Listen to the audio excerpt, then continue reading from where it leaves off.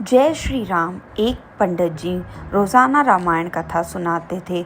लोग बहुत आनंद विभोर होते और पंडित जी का रोज़ाना का नियम था, कथा शुरू करने से पहले बोलते, आइए हनुमान जी विराजिए।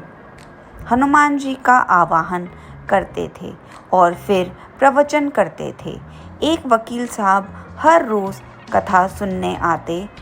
वकील होने के कारण उनके भक्ति भाव पर एक दिन तर्कशीलता हावी हो गई। वकील साहब ने पंडित जी से पूछा, महाराज जी, आप रामायण की कथा बहुत अच्छी कहते हैं, हमें बड़ा रस आता है, परंतु आप जो गद्दी प्रतिदिन हनुमान जी को देते हैं, उस पर क्या हनुमान जी सचमुच विराजते हैं?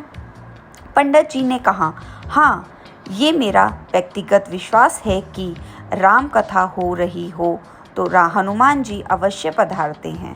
वकील ने कहा, महाराज, ऐसे बात नहीं बनेगी। हनुमान जी यहाँ आते हैं, इसका कोई सबूत दीजिए। आपको साबित करके दिखाना चाहिए कि हनुमान जी की आपकी कथा सुनने आते हैं। महाराज जी ने बहुत समझाया, भैया, आस्था को किसी सबूत की कसौटी पर नहीं कसा सकते। लेकिन वकील नहीं माना। हारकर पंडित जी ने महाराज ने कहा, हनुमान जी है या नहीं, उसका सबूत कल दिखाऊंगा। जिस गद्दी पर मैं हनुमान जी को विराजित होने का कहता हूँ, आप उस गद्दी को आज अपने घर ले जाना। कल आपके साथ उस गद्दी को लेकर आना और फिर मैं कल गद्दी यहाँ रखूँगा। मैं कथा से पहले हनुमान जी को बुलाऊँगा, फिर आप गद्दी ऊंची उठाना। यदि आपने गद्दी ऊंची कर दी तो समझना कि हनुमान जी नहीं हैं। पंडित जी ने कहा, हम दोनों में से जो पराजित होगा वह क्या करेगा, इसका निर्णय भी कर लें। यह तो सत्य की परीक्षा है। वकील ने कहा, मैं गद्दी ऊंची न कर सका तो वकालत छोड़कर आपसे दीक्षा ले लूँगा। आप पराजित हो गए तो क्या करोगे? पंडित जी ने कहा, मैं कथावाचक छोड़कर आपके ऑफिस में चपरासी बन जाऊँगा। अगले दिन कथा पंडाल में भारी भीड़ हुई।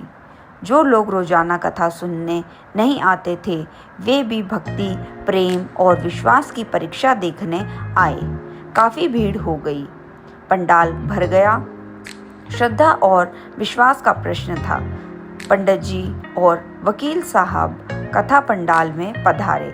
गद्दी रखी गई और पंडित जी ने सजल नेत्रों से मंगलाचरण किया और फिर बोले, आइए हनुमान जी विराजिए।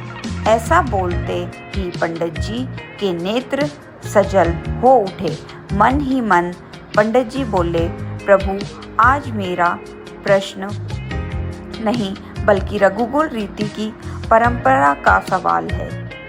मैं तो एक साधारण जन हूँ, मेरी भक्ति और आस्था की लाज रखना।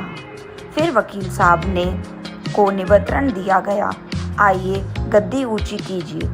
लोगों की आंखें जम गई। वकील साहब खड़े हुए। उन्होंने गद्दी उठाने के लिए हाथ बढ़ाया, पर गद्दी को स्पर्श भी न कर सके।